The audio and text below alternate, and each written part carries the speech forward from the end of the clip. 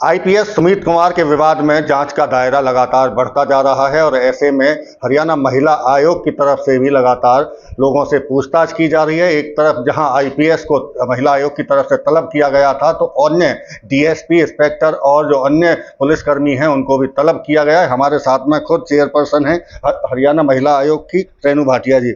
Ma'am, लगातार जाँच का जो दायरा है वो बढ़ता जा रहा है। आपके पास तलब किया आपकी तरफ से सुमित कुमार को भी, डीएसपी को भी। अब तक की अगर जांच की बात करें महिला आयोग की, तो किस निष्कर्ष पर आप पहुंचे हैं? देखिए, ये केस दिनों दिन उलझता जा रहा है, लेकिन हम इसकी जड़ तक पहुंचेंगे क्योंकि ये महिलाओं की इज्जत का मामला है। और एसपी सुमित कुमार जब हमारे पास आया तो हमने उनसे जो भी प्रश्न किए, और कल जब हमारे पास डीएसपी गीतिका जाखड़ और वो एसएचओ मुकेश कुमारी आए, हमने जब उनसे भी प्रश्न किए तो दोनों का आंसर सेम था और दोनों एक ही पॉइंट पे टारगेट कर रहे थे, जो कि था यूट्यूबर सुनील कुमार।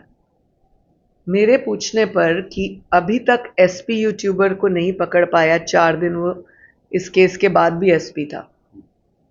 आप 9 दिन से उसी पोस्ट पर हैं, अभी तक आप नहीं पकड़ पाए, तो ऐसा क्या माजरा है कि एक यूट्यूबर जो आप लोगों को आपके महकमे के कारण बदनाम करता है, आप नहीं पकड़ पाए?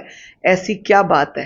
लेकिन जो आप जो जिक्र कर रही हैं, जो एसपी सुमित कुमार ने आपके सामने बयान दिए, उसके बाद में जो डीएसपी गीतिका जाखड़ हैं या इंस्पेक्टर हैं, उनकी जो भाषा है तीनों की आप एक जैसी मान के चलो, एग्जैक्टली सेम है।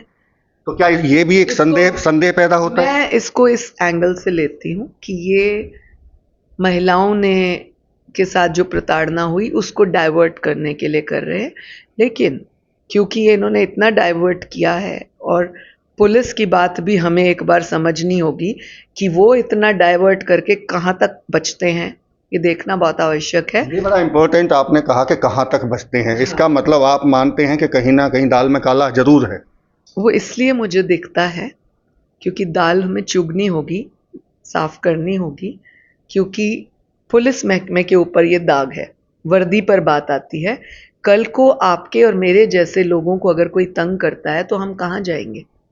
इन्हीं के पास जाना है। जब ये अपने मसले को नहीं सुलझा पाए 9 डेज से, आज 10वां 11वां दिन हो गया, तो ये बाकियों के मसले कैसे सॉल्व करेंगे? मान लीजिए यही यूट्यूबर जिसको ये तीनों लोग टारगेट कर रहे हैं क्योंकि कोई केस रहा है उस व्यक्ति का, अगर यही सीएम साहब को, मुझे या किसी और अन्य बड़े अधिकारी को, पॉलिटिशियन को इस तरह से मेल डाल के और ऐसे करता है, तो कैसे पकड़ेंगे जब अपने वाले को नहीं पकड़ पाए? तो क्या इसमें एक सवाल ये भी उठता है कि यूट्यूबर द्वारा जो पोस्ट डाली गई, उसके बाद उस पर मुकदमा दर्ज किया गया, तो पुलिस उसे पकड़ने में अभी तक नाकाम क्यों है? ये भी पता सवाल। होने के बाद अननोन का मुकदमा क्यों दर्ज है? और व्यक्ति शहर में होने के बाद अरेस्ट क्यों नहीं हो रहा? पाताल में से भी पुलिस तो ढूंढ लाती है मुजरिम को। जब आपको पता है इसने किया है, आपको साइबर क्राइम में आ गया, आपको सारा कुछ हो गया, फिर आप क्यों नहीं पकड़ पाए? क्या कारण है? महिला आयोग चूंकि अभी जांच कर रही है, तो ऐसे में तमाम चीज़ों का खुलासा हम नहीं मानते कि होगा।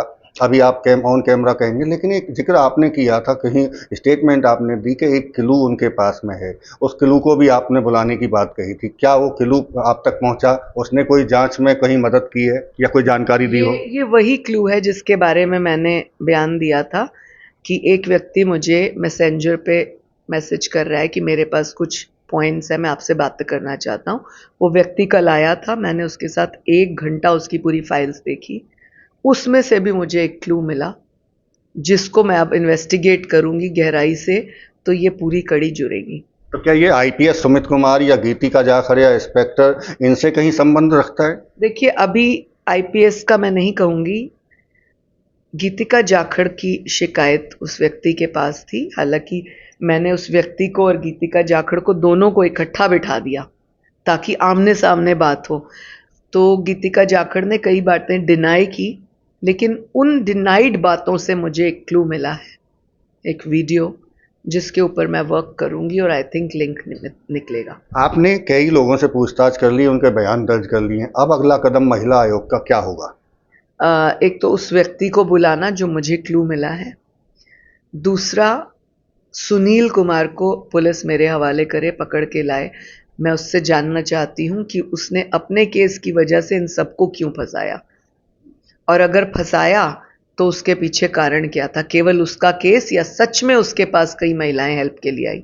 और ऐसा अक्सर होता है, मीडिया के लोगों के पास कुछ महिलाएं या हेल्प के लिए लोग जाते हैं, उनको लगता है कि ये लोग ऐसी सेवा दे रहे हैं कि पब्लिक में जाते हैं तो सपोर्ट हो सकता है, तो इसमें कोई बड़ी बात नहीं है। ये आपकी समझ कह रही है, क्योंकि आप महिलाओं के लगातार मामले सुनती आ रही हैं बतौर चेयरपर्सन हरियाणा महिला आयोग के। जो यूट्यूबर है उसके पास में भी संभवतः हो कि इस केस में सच्चाई से जुड़े हुए कुछ साक्ष्य हों, इसीलिए आप उसे भी तलब करना चाह रही हैं। उसके पीछे एक और रीजन भी है कि ये तीनों अफसर उसका नाम ले रहे हैं, तो क्यों नहीं उसे बुला के और पूछा जाए कि ये तीनों तेरा नाम ले रहे हैं, कारण क्या है। यदि वही कारण है कि केस था उस व्यक्ति का, यूट्यूबर का, इनसे, और इन्होंने सॉल्व नहीं किया, तो उसने क्या बदला लेने के लिए उन महिलाओं का नाम लिया, तो वो भी गुनहगार निकलता है।